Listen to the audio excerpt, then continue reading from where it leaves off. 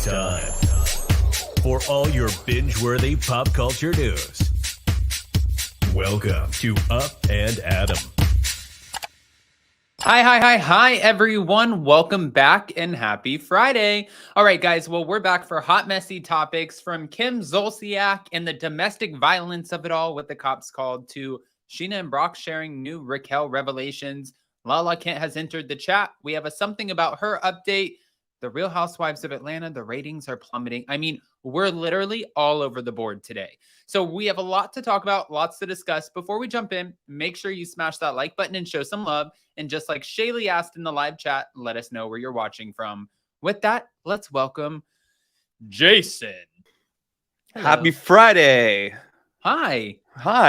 How are you this fine morning? You know, on this fine Friday, I feel pretty great. So I can't wait to get into this. Wow. Right before we came on, you were just like a raging lunatic. No. Hold on. Where's Shaylee? This is not true. No, I think this morning, you have like falsettoed every Disney tune, put on some twerking music and twerked, and you've done like 3 pre-records already. So if anyone's a lunatic, it's not me. Oh, okay. All right, Jason, where do we start? Do we start with the Vanderpump Rules stuff? Do we start with the New Jersey stuff? Do we start with Atlanta, Real Housewives of Beverly Hills, Kim Zolciak, Brandi? Let's start. Oh my God, I'm between Jersey and Vanderpump Rules, so I don't know where everyone wants to start. But okay, guys, in the live chat, let us know where you want to start. The first 10 answers, well, we're taking the majority from that. So Real Housewives. Wow, it's all over the board. Atlanta, Rules. Wait, I don't Jersey. See Vanderpump. Oh, it's both of them, Shaylee said. Pump. So we have 3 Vanderpump so far. VPR, 1 Atlanta. Let's go. Let's jump in. Oh, it's all Vanderpump. Okay. All right. So, well, thanks, guys. All right. Since it's all Vanderpump, we have an update for something about her. And I wanted to share that with you guys because I thought that this was really cool. Hold on. I'm back with another something about her update. So you can see that they're showing us something about her update where you can see the outside. And as they get closer and they go to look in, you can see, I mean, it seems very Lisa Vanderpump with the mirrors, doesn't it, Jason? It gives me a little touch of Vanderpump, but you can see their identity, you know, and I know what they were going for. It looks great. I remember what this was before. So really, it's really cool to see that turn around. And it's on crazy. Our members only, we have another kind of catch up about something about her, which we'll talk about on Monday. Yes, we'll talk about this on Monday. It'll be interesting. But no, it is kind of interesting to see that and to see the fact that now TMZ spoke to a branding expert and they're claiming that Ariana before the Scandoval went from like $10,000 to $25,000 per brand deal to about $200,000 post Scandoval per brand deal. So they're raking in a shit ton of money over there. And as they should. I mean, this is what happens. You know, will those prices of posts and everything that they're doing or brand deals, will they last? Who knows? You know, because Scandoval isn't always going to be here. So Ariana should be jumping on that as fast as she can, get her a new house and get out of that one. Well, and yeah, I mean, Ariana, go buy your new house like yesterday. Yeah. Yesterday.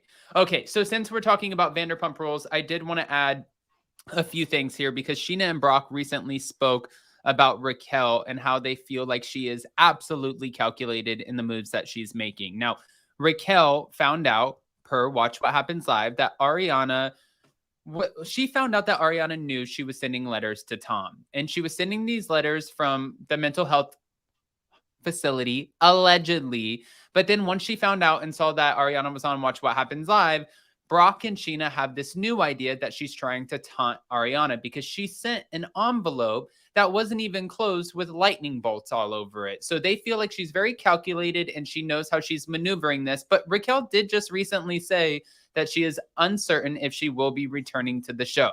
What are your thoughts? I don't know what her story would be on the show. I mean, yeah, I think we do need all of our cast back, but Raquel is, you know, has never really been part of the cast until this season, like really part of the cast, like friends with everyone else, not just James's fiance or James's girlfriend. So, I mean, if she doesn't come back, it's not going to stray me from watching. I'm still going to watch. but I don't know if she's taunting her or not. I felt like even dropping the temporary restraining order and handing that to Andy to hand to Scheana was a little bit of a move. You know, I feel like Raquel is very calculated. Just like, you know, we've heard she's in a mental health facility, allegedly, like many times at different times. She could be anywhere doing anything. We don't know what she's doing. I don't know. The great thing about saying that you're in a mental health facility is that they can't share your records. You know what I mean? Interesting. Yeah. So it's like, you can't say, you know what I mean? Like, she can say that she's there, and even if she's hiding at Grandma Button's house in Tucson, Arizona, it doesn't matter because you can't get the records on it. It's true. And at the same time, you know, there has to be a reason for her to be back on the show. We would have to want to see something else. We still don't know what the thing is. I know you talked with Ryan on your recap yesterday on what is holding them back from signing this 6-figure deal. You know, like most of the cast from holding their contracts, well, not holding their contracts back before they sign, because they've gotten kind of warned, hey, you might want to wait until you see the last whatever part of the reunion. And they even are hinting at the next part of the reunion that the last 5 minutes are going to be where we find out that secret reveal. I'm so sick of guessing at this point. And one person who actually knows is Lala Kent. And we shared yesterday with Ryan Bailey that Lala was going off on a tangent on her Instagram. And apparently she wasn't done. Jason, I don't think you've seen this. Here we go. Hold on. I've been thinking more on Scandoval's disgusting comment about the IUD. First of all, you don't come with me to the Punani doctor. How the fuck you know when my IUD is removed, when it's put in? This is my body, you fucking clown. Misogynistic prick disguised in fucking neon eyeliner and a set of white gels, which he ruined for everyone. Now you got people like OPI out in these streets trying to be like, how do we save the white nail polish supply? Fuck. Maybe I'll get white nails and convince Ariana and Katie and Scheana to all get white nails. We're taking it back. We're taking back the white nails. You buffoon. You clown. You sorry excuse for a human. Oh, it keeps going. It keeps going. It's becoming more and more apparent why Scandoval blocked me. I can't imagine why he did that. I won't. Okay. You know what's really funny is like her or not, because a lot, you know, I know a lot of people are kind of like back and forth on how they feel about Lala because of the supposed hypocrisy and stuff like that. I understand where everyone's coming from in this, but she is driving, right? She's driving the show right now. She's driving the reunions. She's driving she's just driving this whole situation. Keeping it alive. She's doing her job as a reality star right here. So yeah, it's funny. She is doing her job, because even moments where she's like, you know, sorry, I didn't ask for your opinion. Well, I have an opinion. Well, great. And I reject it. It's like, even these moments where you see when Lisa's taken a little bit aback, but then you see her kind of smirk and you know, she's like, oh shit, this is going to be reality TV gold. Okay, everyone's going to run with this. Like, they know. We've even had housewives before. They do interviews after reunions and they talk about how, like, after they'll go up to each other and they'll be like, did I go too hard on you? Like, are you okay? Was that okay? Like, how did you feel? Like, you know what I mean? So yeah, it's, I don't know. Okay, hold on. Did you see the preview? It looks like it will come ratchet. Also, the video about the outfit change is so funny. Not a greatly done edit from the producer. So Jason sent this to me this morning. Jason, do you want to explain it? Well, actually, she sent that to me this morning, or sent it to you on your Twitter. Yes, there was the moment where Tom and Ariana. I'm so used to saying that. Tom and Raquel are talking, and Raquel, when they pan back to her, she's in a whole different outfit. Listen, I thought the editors were a little more on it. I was giving them lots of props earlier this season on how they edited and how great the production looks. But this was a mishap, but really good catch. Really good catch. Thank you so much for the super chat. It was a great catch. But Seriously. It also just goes to show, like, another Vanderpump Rules editing snafu. Now, before we completely move on from all of this, there's one person who's not going to let all of the drama go without throwing her name into the ring. Now, I'm sure everybody's like, who could that be? Well, guys, hold on. Let me see if I could bring this up, because She's a little all over the place right now. Hold on, here it is. Oh God, who is this? Okay, Brandi Glanville has entered the chat. The fucking hypocrisy is fucking insane. I never thought I would be friends with half of the bitches that fucked my husband while I was married and pregnant. I'm fucking over it with pretty much everyone. Brandi, what dog do you have in the Vanderpump Rules fight? Nobody asked her. Nobody This asked is my Brandi. problem with some of the housewives, you know, i.e. Teddy and Tamara, sometimes putting their mouth into situations they shouldn't. And it's just like, this isn't your fight, girl. Like, I know Vanderpump Rules started off with Scheana and cheating on your husband, which didn't actually happen at that time. It happened a lot earlier before. I get it, but it's no. Yeah, I no feel room, like no room to come in here. honestly, for Brandi to be entering the chat too, it just comes so out of left field. And it's like, it really seems like you're trying to ride off of the coattails of these high ratings, which is what Jax and Brittany are doing. Kristen's do. Like, everyone's doing it, but I get But it. see, Jax and Brittany, here's the difference, is Jax and Brittany and Kristen and if Stassi, if she really wanted to, could all be pulling on these ratings because they were on the show. They built the show. Did you go to Stassi's live show? They are. Oh, well, I know. And they should be. They're allowed to. They were on it. Brandi was not. Well, I guess she was on Vanderpump Rules. I mean, was she the segue into Vanderpump Rules? Yes. Yes. But technically, she was on the Real Housewives of Beverly Hills. Yeah. Not Vanderpump Rules. Very, very true. Very true. Well, no, I guess she was on. I mean, it was crossovers. Yeah, I guess it was a crossover. But there still, were crossovers. Brandi, be quiet. Okay. Peggy Cole, did you know that when Tom's best friend died, Allie weren't speaking when he passed because he brought Rachel to Ohio? Tom got mad and threw his phone. Peggy Cole, thank you so much for the super chat. I did hear about him and his best friend who unfortunately passed away getting into a back and forth. I didn't do a video on it only because out of respect for the friend who passed away and who's not able to. It was almost like when the whole thing happened, just to give you guys like a tidbit, I got a recording that was sent to me after when we were watching Real Housewives of Salt Lake City season 2 and when all of the drama was going down and Mary Cosby was accused of hooking up with this member of the congregation, this former member. And then somebody sent me an audio tape of a conversation and they're like, Adam, post it. Do you remember this? Yeah, no, I do. And he passed away. And I was like, I'm not posting that. He's not here to like, that's really about as shitty as I you do can have get. to say, so Dana Wilkes did a really good video on this. So she was going to have Ali on and has spoken to his mother. She did a very respectful video and I believe it's up on her YouTube channel. So if you do want to check that out, Oh, that's awesome. It's very well done. Yeah. See, I always I feel like I'm teetering a line when it comes to that kind of stuff. And I just don't want to, I feel like it could easily become so disrespectful. And I don't want to be put in a situation where it's like, you know what I mean? I didn't know the guy. Okay. But also thank you for the super chat. We appreciate you. And Nancy, I was always bored by Rachel. If she doesn't return, I won't miss her at all. Good riddance. I mean, what else could there be? You know, like there has to be a reason. I always say there has to be a reason, you know, for the action and reaction. There has to be a reason. So what is the reason Raquel will come back? You know, I see Tom Sandoval is still in the mix of the group. I mean, he's been on the show since the beginning. But are we going to follow Raquel? Like, what's going to happen? Are Tom and Raquel even together? With a victim impact statement. She's going to be like, here's my this.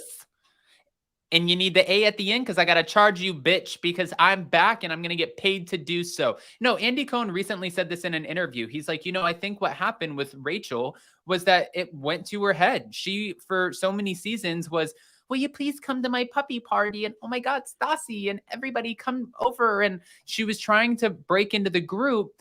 And it was like, are we miking Raquel? Are we not? And then by season 10, she became a primary. So it wasn't a question of whether or not we're miking Raquel. It was like, okay, cue Raquel into the conversation because she integrated herself into the group dynamics so well. So he thinks that becoming a primary really got to her head. And a lot of people are assuming that she's going to come back after this trip to the mental health facility.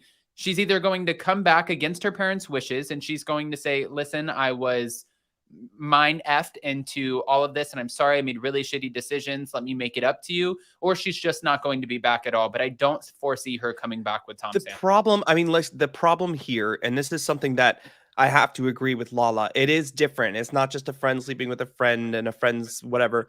they were in a relationship for a very long time. They had a home together. They have built things together, businesses together, Tom and Ariana. So this was, and also like you lied about it for 8 months. You know what I mean? So it is a very different, very different situation. So, I forgot where I was going with this. Well, no, it's kind of like, where do you go with it? Yeah, I mean, it's just a different situation. So I don't know.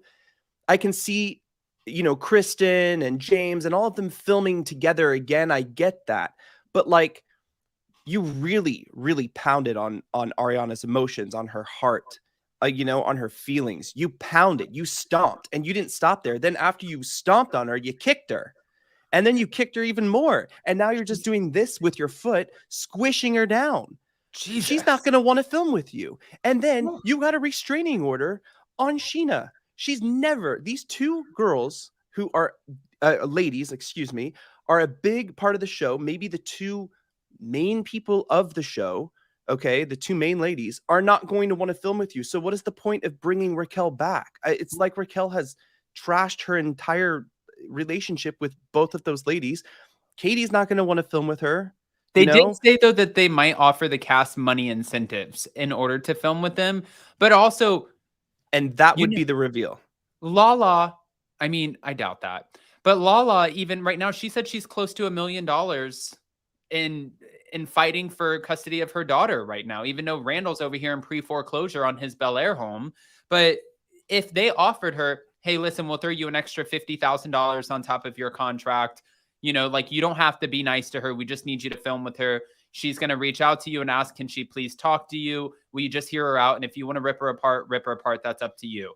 And that incentive might be like to Lala, like, shit, it's 50 grand. I have, legal bills to pay. Yeah, I'll go sit down and eat this chick.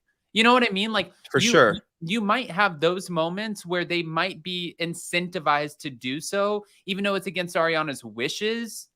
And that might not cross the boundary for Ariana, because Ariana has not, I don't want to say she's encouraged them, but if you listen to them in all of their interviews, or if you listen to them in their podcast, they always talk about how they've reached out to Ariana and they're like, is it okay if I say this? Is it okay if I go in on her? Is it okay if I eat this chick alive? Is it right? Like, asking how she feels about it, and she's greenlighting them. So I don't know why she would have a problem with them sitting down with her to do the same thing.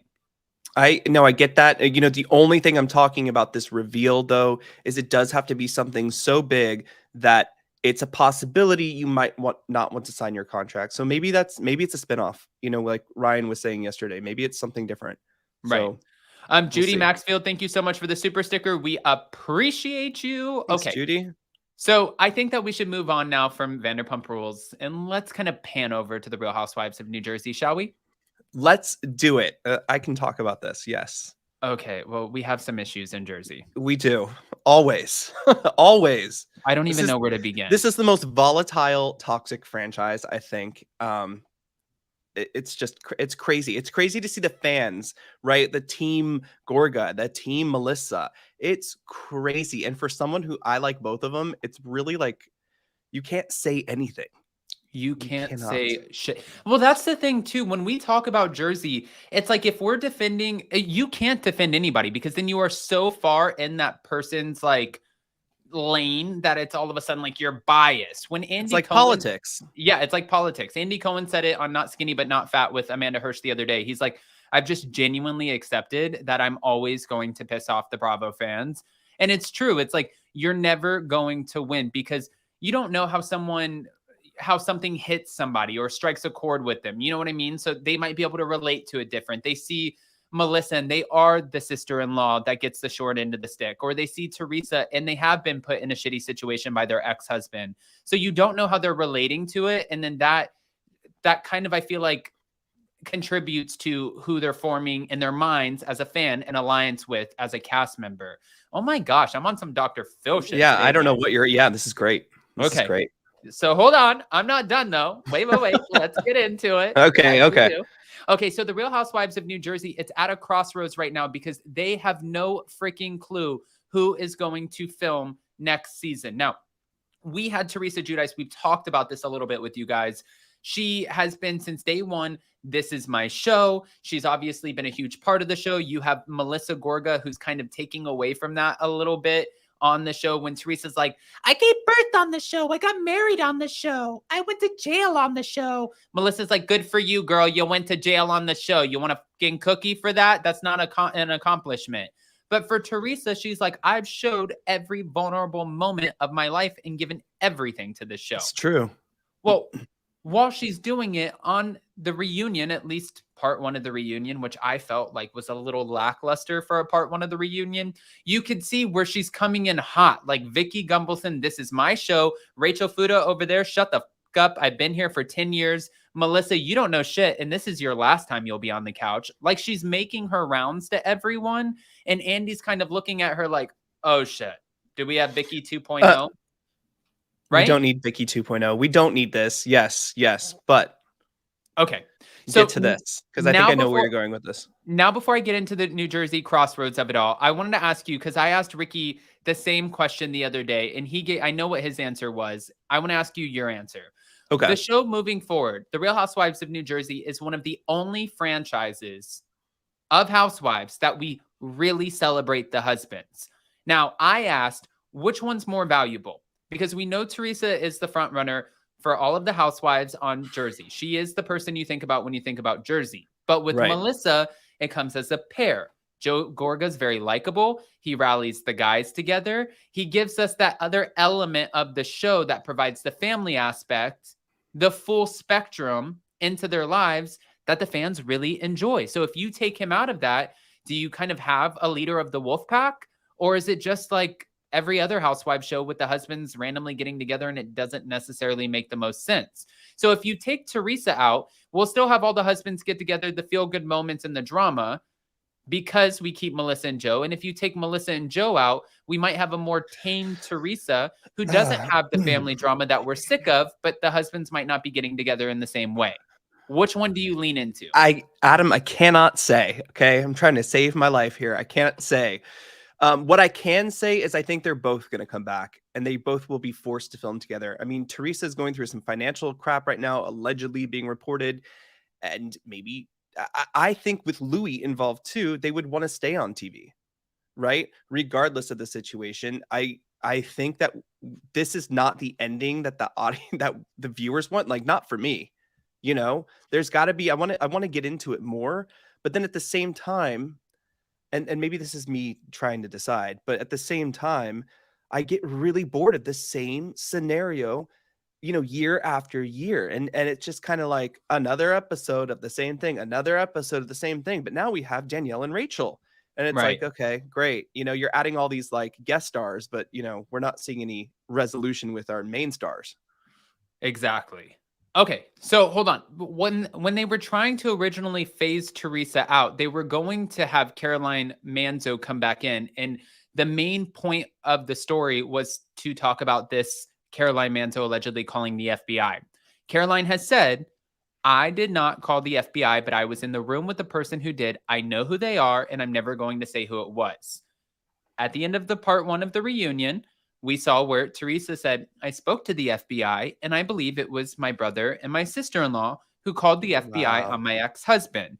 So I think what they were trying to do was bring Caroline Manzo in to button up Teresa's story and phase her out. But what the producers are saying right now when it comes to all of this drama is pretty interesting. Andy Cohen explained, there are several options. They're both really popular, meaning Melissa and Teresa. I think they're both walking around with the institutional knowledge that they both have and the institutional hurt feelings, especially Teresa. Teresa let out at the last reunion that she was mad at Melissa for not changing her wedding date because Teresa was pregnant at her wedding and she was a bridesmaid. She didn't like how she looked, so this is now going back 15 years.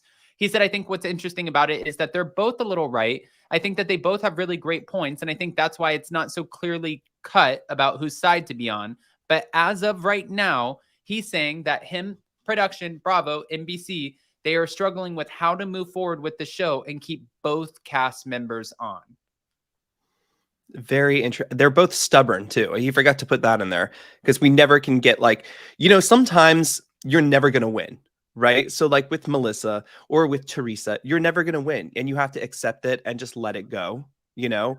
And it's like you almost get there, and then right when you almost get there, they just come back full force with some nonsense. I So mean, I don't know. I don't know how you, unless you bring back like a Caroline Manzo, which is not going to happen now, or you bring back someone interesting, because we're over the new thing, right? Like they've tried the new cast members. well, They're we great, like great. our new cast members We now. love our new cat. We love them, but they're not enough to drive the show. Right. You know, the Rachel Danielle drama is not enough to drive the show. No, You it was still need exhausting. your you know, main characters. And so you would have to pick from, you'd have to bring someone else back. Yeah. Strong. I mean, Atlanta's making this mistake right now, you know, with their ratings, and you can see that they needed to pull back, you know, pull someone from the past. And we're gonna get into that too. But wouldn't it be so funny if all of a sudden next season you see like an intro and it's like Rosie with a champagne glass and like her wife, and she's like, "I'm back, bitches," and you're like, "What the fuck?" I Like, love that. what? And she's like, "I got my champagne flute," and it's like, "Wait, where the hell did you come from?" She's like, "Oh, Rosie is back." Joe's like, "My girl's back. It's great." She's like, "You, Joe." Because but there's a lot happening with Teresa right now, and you know, everything that's being reported right now, it's supposedly, allegedly, all of that. But with her tax lien or alleged tax lien and stuff, there's a lot happening, and you add Louis into the mix. I don't want to see anything more happen to Teresa than what she's already been through. No, I agree with that. I even brought that up in our interview, and she said, "I'm a big girl. I can handle myself." Well, I hope so, because there's no prenup, no nothing. Ebony Dix, bring the whole cast back. Who cares if they're unhappy? I agree with that too. Teresa's getting a $2 million paycheck. Between Melissa and Joe, they're raking in over $1 million. Like, this sort of tantrum, disagreement, "I'm not filming with her." Like, this kind of attitude when it's really like, I get it. Who were we just talking about? Kim Cattrall and Sarah Jessica Parker on Sex and the City? Yeah. Okay, I get that. Like, we're talking about buku bucks. And we're talking about talent. We're talking like about real big. Yes. It's a little different. And different. I understand reality TV shows, movies. I get it. It's a little bit different. But for these women, it's almost like the Kardashian era, where we took a bunch of people where there's not like a real talent being displayed here. It's more so just following their everyday lives, which is great. We love it. Absolutely. But how can you be so fucking demanding? How can you be like, "I know you're paying me $2 million, but you better keep that bitch 5 feet away from me, or else we're going to have a problem and I'm ripping this mic off"? What? Yeah. And also, by the way, none of the cast except for Danielle's husband and Jennifer Aydin's husband and maybe Pauly want to film with Louis, which is another problem. Yeah, see, the ultimatums, I think they got to stop. You know, I mean, either you want to be on the show or you don't. There should be, Bravo should draw a line in the sand when it comes to ultimatums. I know. I would just be like, if you give us an ultimatum, new rule, give us an ultimatum and there's the door. We will void. Yeah. Your contract will be null and void. Null and void. Bye. Okay. Peace out. So we have to get to another person here. We're going to wrap up the Jersey of it all, guys, and bring it over to the Real Housewives of Beverly Hills, because what are the ratings for Jersey this season? Fantastic. They're doing pretty well. I mean, I don't have them off the top of my head, but you guys can always go on Instagram to TV Deets at TV Twitter. Or Twitter. Yeah, and they always post the ratings, but they killed it. Even her wedding special, I didn't think that it was the most exciting, but I thought that it looked great, and I love that Teresa's happy. I wanted to watch the wedding special for Chanel Ayan and the other housewives that showed up. I thought we would see more like interaction with the other housewives. Like Phaedra was there, Dorinda was there, like Kenya was there, and we saw like snidbits. But I'm like, I want to see more of that. You know, like, right? That's what I'm saying. Is like you're not even watching for the wedding. Yeah, I know. You're watching for the crossover. You're watching for BravoCon, really. BravoCon 2.0. That's what you wanted. Yeah. Okay. 100%. So we're going to pan over, guys. We're going to put a button on this and revisit, because Jersey's not over yet. I don't know what's going on with this little sway pinky right now, but I'm digging her. See her? I don't know what she's doing. We're going to talk about Erika Jade, Erika Girardi, whatever you want to call her right now, the one who's claiming that, well, there's no Ozempic involved, because now she's been linked to this man who we've talked about. Jason, do you know anything about this, or am I just filling you in? A little bit. But then you were telling me that this man who she's linked to is actually married and is a friend of Tom's. Yeah, or at least was. Okay. Can we go back to the Ozempic thing? Dolores came out and said, yeah, I've done it. A lot of everyone's doing it. They can't use that as an excuse anymore. Not when everyone's talking about it. Yeah, well, one, you can't say, like, first of all, freedom of speech. You can say whatever you want. And if you want to own something and get ahead of it before somebody else comes out, and you have like somebody from your pharmacy who's now all of a sudden leaking something and saying that they're giving you you know what I mean? Like, you might as well just tell the truth, especially when you're in their position, because it will come out, or you'll accidentally share it with a cast member like they're your best friend, and one day they'll be your worst enemy and they'll just out you anyways. But for Erika has lost a substantial amount of weight. Mind you, this is her, and you can tell she's extremely skinny. But mind you, you were an athlete. You know that when you start preparing for a show, you shed, right? Like, really quickly? Listen, 100%. Even taking a month off when I used to perform with Cirque du Soleil, and we used to come back into rehearsals, you just shed a lot. And I know I supposedly her new show is very, very dance forward. So that might be part of it. Yeah, 100%. Okay. Well, she was linked to this guy his name is Jim Wilkes, right? Mm-hmm. This is just a lot. All right. So now she's addressing it and she's denying it. Let me just give you a little bit of a tidbit really quick. The guy is the guy that Ronald Richards was talking about. Because remember, a long time ago, we had Ronald Richards on our channel, and he said that they were trying to get to the bottom of who is funding Erika's legal fees, because it's hundreds of that. Think about it like this. If Lala is paying close to $1 million to fight for custody of her daughter, imagine what Erika's paying to fight for her life. Right? So this guy, there was somebody who was funding her legal fees and they couldn't get to the bottom of it. And finally he did when he got his answer. And he's like, I'm not going to out the person who's financially supporting. We just wanted to be able to trace the funds back. Well, that's this guy. And his name is Jim Wilkes. Jim Wilkes. Yes. She's denying this, though. On the May 30th episode of Two T's in a Pod podcast with Tamra Judge, Teddy asked, is she in a romantic relationship with this guy, or is it just her attorney? Which is something that we all wanted to know, especially because everybody immediately thought that Erika would end up being with a guy who was older, who had deep pockets, because it's like what she knows. It's what she knew for the longest time. Why would she not be with somebody like that? Right? Wait, I'm going to see actually if I could just let me just bring it up so I don't have to show it on here. Hold on. Let's cue Tamra and Teddy because they got this. In a romantic relationship with this guy, or is he her attorney? I was like, I just want to get to the bottom of this. Did you call her? So I sent Erika a text this morning. I was like, so tell it to me like it is. And she wrote, LOL. It's absolutely ridiculous. She does a smiley face and she writes, Jim Wilkes is my lawyer and longtime family friend. And I believe her. You heard it here first, people. You heard it here first. Is she in a Well, sure, we heard that you believe her here first, but that doesn't mean that we believe you. So my thing is here, getting back to it, after everyone immediately started speculating that the two were together because they were photographed together in Vegas, he decided to go on his Instagram and post this beautiful photo with his wife. Oh, well, I wish there's better ways to do this, but yeah. Okay, so I'm going to take you over to Jim Wilkes' Instagram right now. Here he is. So as you can see, this is Jim Wilkes' Instagram over here. Okay, we didn't need that. Okay. This is his wife. I did not mean to. Hold on. Me and my wife and me having a nice moment.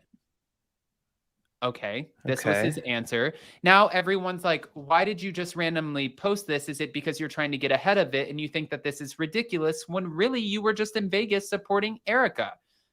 But the fans are divided. Only because if this is somebody who is a part of the legal team and this is a longtime family friend, yeah, sure, we get that. First of all, you're married. Who gives a shit? What does that mean? Not saying that, like, it doesn't mean that people haven't done it before. And why are you paying her legal bills? If there's nothing more to it, you're just that good of a friend where you're like, hey, shit, you get $500,000. you get fired.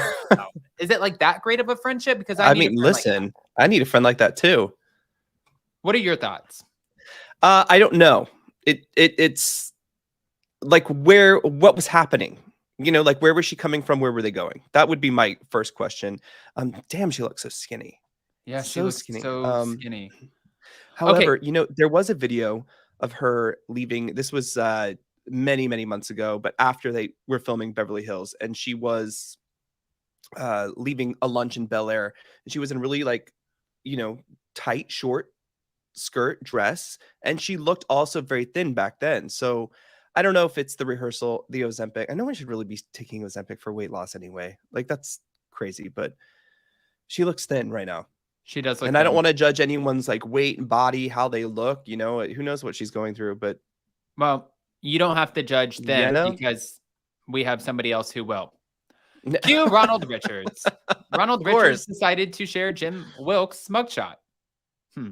This is the mugshot, as you can see. And he shared the fact that Jim Wilkes got in trouble. It's right here. Tampa lawyer was arrested after firing shots in the home during an argument. So what was said was the same person who is helping Erika out was saying, I had this woman in my house. This didn't happen too long ago, by the way. I had this woman in my house. We had an argument. I'm an attorney. I can handle an argument. I couldn't get her to calm down. So what I did was I took out my weapon and I fired a few rounds into the wall and into the bed.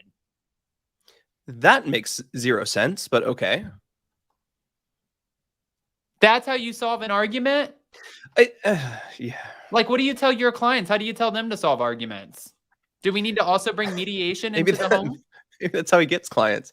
I have no idea. I have no idea. This is just, it's all red flags. And I don't know what's happening between Erika and this man, if this man is even whatever, but I want to go back to, why do these women choose men with red flags? Because I feel like a lot of the people who are in that top 1%, that upper echelon of just wealth, money, power. I said housewives. I'm not talking about the top 1%. No. But I'm saying no. But if you look at the top percent of like some of these people who are, either funneling millions and millions of dollars or, like burning through $100 million, like these are amounts that it's just not something that most people are accustomed to. And I think a lot of the people who are up at that level navigating these high amounts, I think that there's a lot of corruption. And I think that they get used to a certain lifestyle and they know how to navigate the corruption. They know how to keep quiet. They know they need to do X, Y, and Z in order to live their life a certain way. And I think that do you live your life with like this guy who's like, you roll over at night and you're like, shit, I need to take another shot before I go to sleep with this Furby looking thing, but I will wake up and get in my Bugatti and drive right out of my 10,000 square foot mansion. Or do you wake up next to the hot guy with the abs who's broke as shit, living in a shitty apartment in West Hollywood with no windows? Which one? To each their own. To each their own. Just again, like let's just back up. If this is at all true, there's some kind of relationship happening between Erika and this Jim Wilkes guy. Like you're walking off another cliff, but if he's paying your bills, he's paying your bills, If he's paying your bills, then just keep your tip jar out there and keep going, girl. We will stop talking about you until your show sell tickets to that show. Sell tickets to your Las Vegas residency. What did Shady Millennial call it the other day? It's not a residency. It's a... I don't know. It was my God. I forgot what it was. It was so funny though. But it's at what's at, why am I blanking here? At Mandalay Bay. What's the I thought it was like at the Electric Cowboy or something. No, it's at guys. God, they have one. House of Blues. House of Blues. Yeah. Honestly, I think that Erika will put on a great show, so good for her. I'm not going to sit here and just diss her. I think it's great. I think so too. It's a big enough venue. At first, I was thinking like restaurant area, House of Blues, but I did see Lady Gaga perform there when she came out with Just Dance, like back in like 2007 or something like that, at that exact same venue, and it was very good. So who knows? Okay. Who knows? There we go. All right, guys. So we're gonna move on from the Real Housewives of Beverly Hills because We need to get over to the Kim Zolciak, Kroy Bierman in Atlanta of it all. This is the listen, is the gift that keeps on giving. I guess. You know what is not going to be the gift that keeps on giving, though, is if they try to bring Kim back to the Real Housewives of Atlanta, it's not going to help the ratings. I don't know. I think we need a Portia. I think we need Portia and Kim. Ooh, Portia and Kim. Okay, I see what you're doing. I think that we need Portia and Kim. And okay, this is the thing. All right, guys, we have the cast photo up right here. We're getting into Kim Zolciak in Atlanta right now, guys. So let's switch focus. Hi, Larger Curves. Hello, good morning. Not duck lips. Okay. All right. So I know that this photo is a little pixelated, but you obviously see our immediate cast here with Drew Sidora on the left to Marlo, She by Sheree, Candy Burris, Kenya Moore, and Sonia Richards-Ross. We know that we also have Manietta. We have the cousin. Courtney. Yes, the cousin. Not the impact you thought she was going to have, huh? I mean, did we think she was going to have any? No, I just get annoyed watching her. I think that she's thirsty as hell. I think she's annoying, and I can't I honestly would rather fast forward through the scenes with her. I think that this was the worst casting ever for Atlanta. Her next to the cookie girl, worst casting. Oh, the cookie girl. Where is Giovanna? It's so funny. Yeah, where is that bitch? Cue Giovanna. Listen, great interview, by the way. That was also one of your first interviews on YouTube with Giovanna. It was really funny. She was at a bar, remember? She was at a bar. What are you doing? When we were watching that premiere episode this season and Courtney came on screen, it took you 5 seconds to make that decision. It took me 10. I was like, no, girl, you're coming in just too strong, attacking Candy, going off about this, and we don't know you yet. We don't know you. She has the energy of a nervous chihuahua. Like she honestly, and the reason I feel like I can say this, you guys, is because I think, like, if you ever, Shaylee, don't wrap my ass out. But if you ever see me in the morning, like, or if you see me when we see you guys at BravoCon and stuff like that, my morning energy is so much and manic and nervous and just like, I have 500 things on my mind and I'm shaking like this and I've had too much espresso and I'm just a mess. And it's very fucking annoying for everybody who's around me. So I try my best to keep away. That's what Courtney needs to do. Keep away. Keep away. Just keep away, girl. All right, Josie. Thanks, Adam and Jason, for the best content on YouTube. Oh, that's so sweet. Thanks, Josie. Okay, Shaylee. We didn't need the peanut gallery there, girl. But hold on. Let's get back to it. Real Housewives of Atlanta, because there is a drama with the ratings. Now, the current season of The Real Housewives has failed to connect with the viewers. And this is coming from a source talking to Radar Online. And the source said that some of the cast is concerned about being axed due to the poor ratings.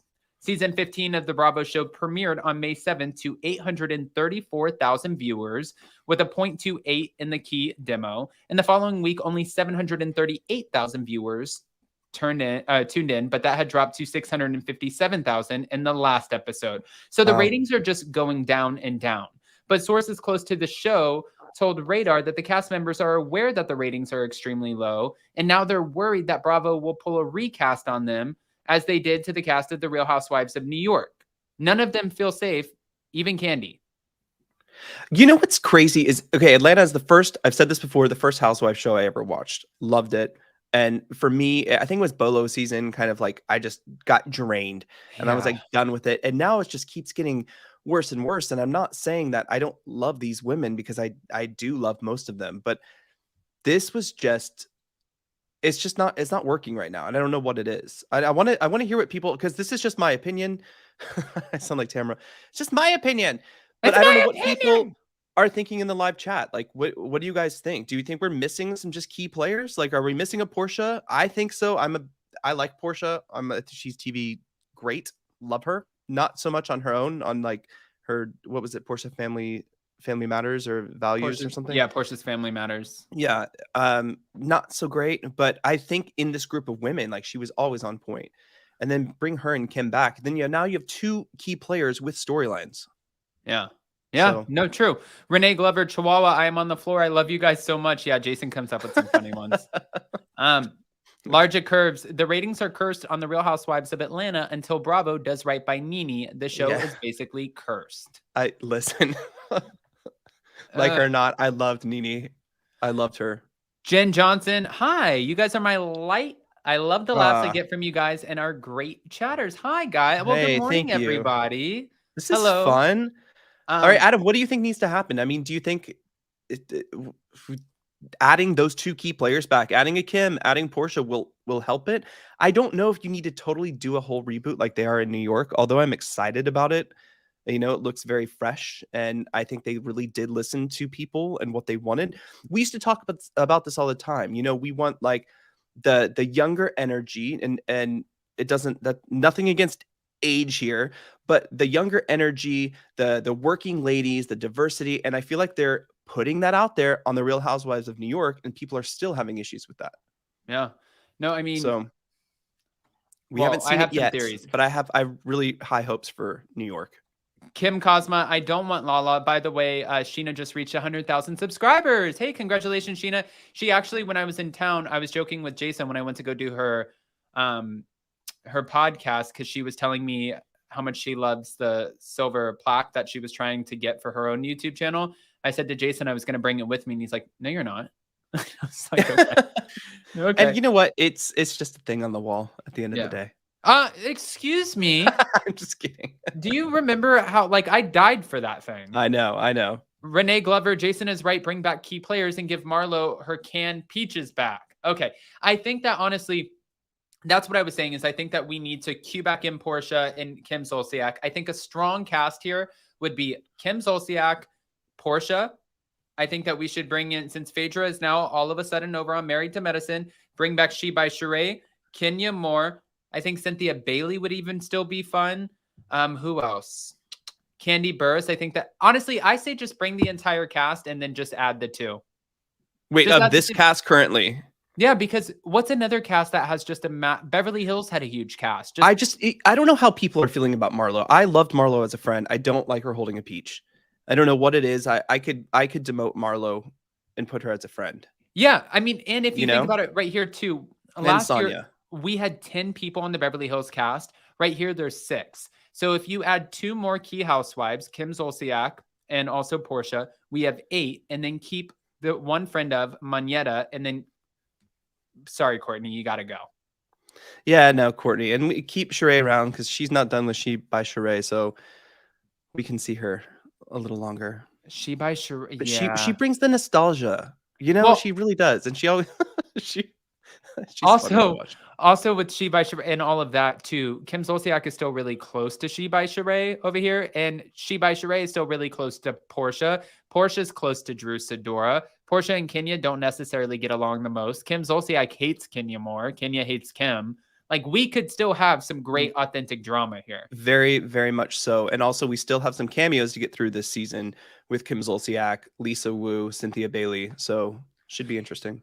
And if you think about it too, you think, if you really kind of like assess, if Andy Cohen in production and NBC right now are waiting until all of the parts of the Jersey reunion come out to make their decisions for casting to see how the fans are reacting, then I'm sure that they're going to do the exact same thing with Atlanta when they see how fans react to Kim Zolciak being back on our screens. Sure. Just like what they're sort of doing with Jackson Brittany, testing them on Peacock. And just sort of what they're doing with the Ultimate Girls Trip as well. And Portia was just on the last Ultimate Girls Trip. Let's see if they put her back into the mix, because I feel like Ultimate Girls Trip is like for, you know, like the housewives you kind of want to see, but that ex-wives club trip was definitely an audition, and some people passed the audition and some people did not. So, I think it would be fun too to give Kim Zolciak a test and put her on Ultimate Girls Trip. That would be fun too, but I think by the time that Ultimate Girls Trip comes out, we're going to need her on the cast of Atlanta. Okay. You know? Well, Jason, since you brought up Kim Zolciak, are you ready for it? I mean, I didn't mean to, but yeah. Okay. Kim Zolciak Bierman, you guys. Now, so much is coming out. I don't even know where to begin. Okay, let me muster this up. This is a lot. So we have a full-fledged divorce going on right now, but the police have been called numerous times. I'm going to walk you through this, Jason. They filed for divorce at the very beginning of May, right? Right. This was Remember after that. finding out that they owe about $1.1 million in taxes. Their home almost went into foreclosure. She's spending a shit ton of money allegedly on online gambling. And so the night before they filed divorce, her and Kroy got into an argument. Kroy decided to take her stuff, some of her belongings worth over $175,000 is what she's claiming, and take them and lock them in the safe in their basement. Well, Kim was pissed. Kim's like, give me the code. That's my shit. That's premarital property. Does not count. He's like, it's not premarital property, you idiot. It's marital property. We're married. We have debts to pay. And we're selling this shit because we have to pay our debts.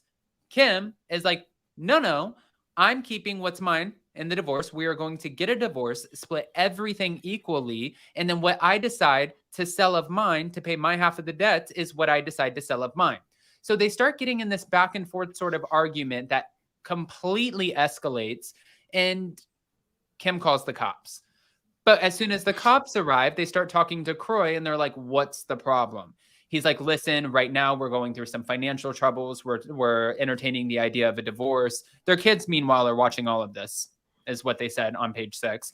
But we're getting a divorce. It's a lot of shit that's happening right now. It's very stressful. She attacked me. They're like, wait a minute, attacked you? Apparently, Kim wanted her shit back so bad that she started wailing on the back of his head while he's like walking away from her. But then he shows It's not funny, but I'm like, I can picture it, and I am picturing it, so it's not funny, but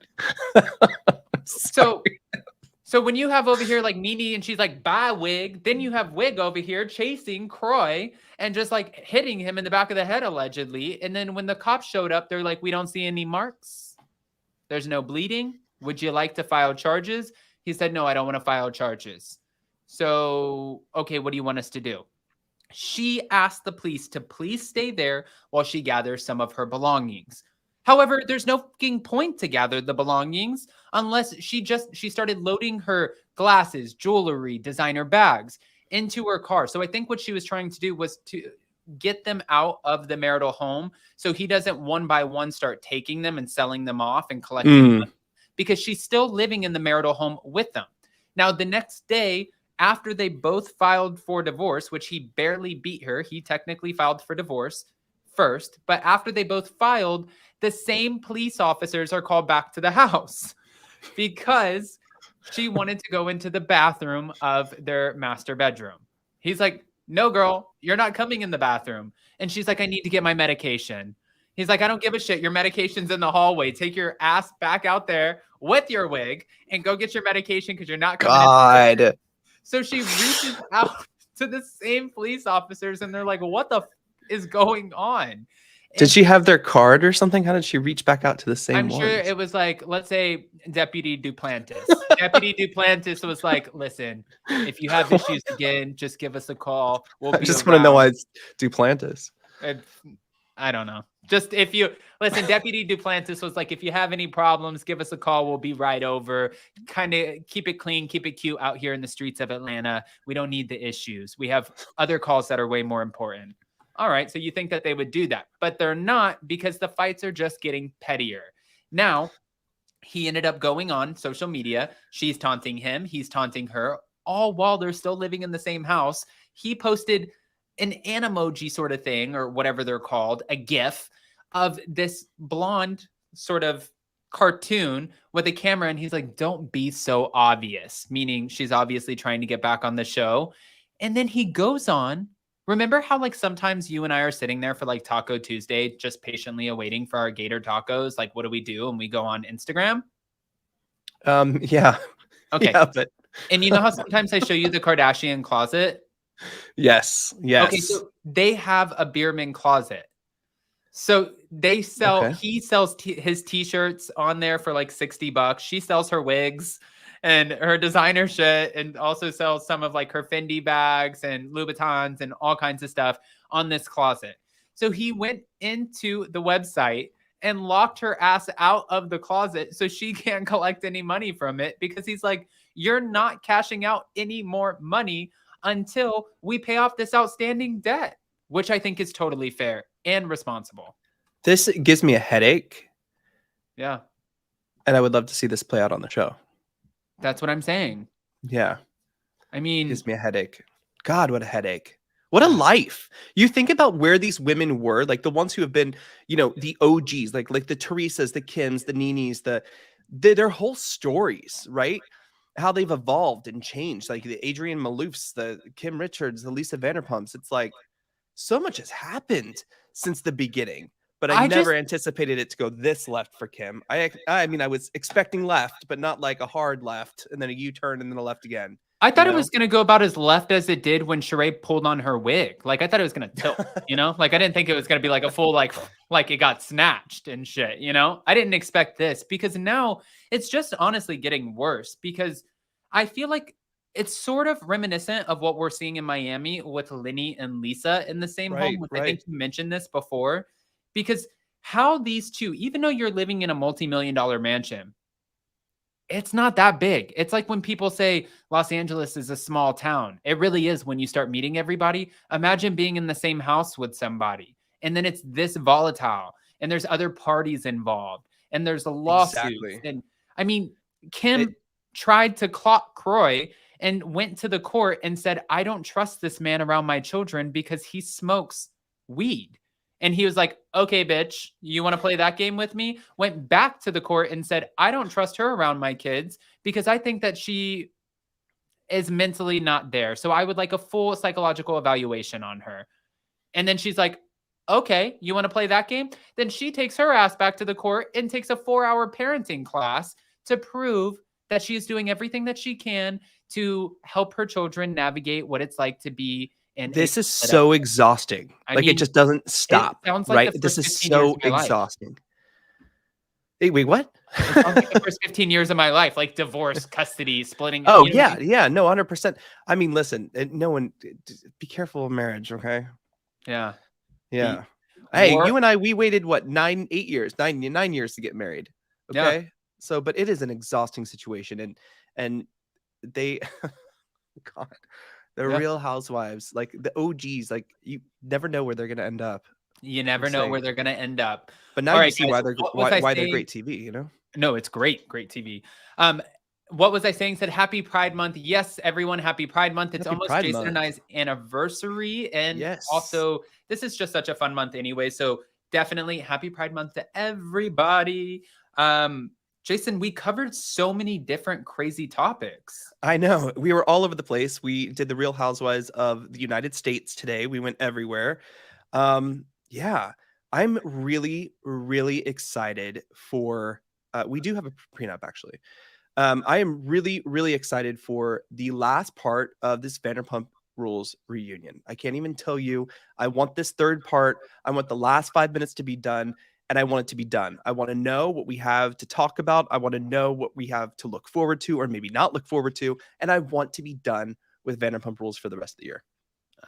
I mean, even though it has been so fun to cover, it has been so fun, especially people, if you've been joining us in the after parties or in Adam's recaps, they have been so much fun to talk about. But now I'm exhausted. So this big reveal cannot be like those empty promises we get from Bravo all the time. It has to be good.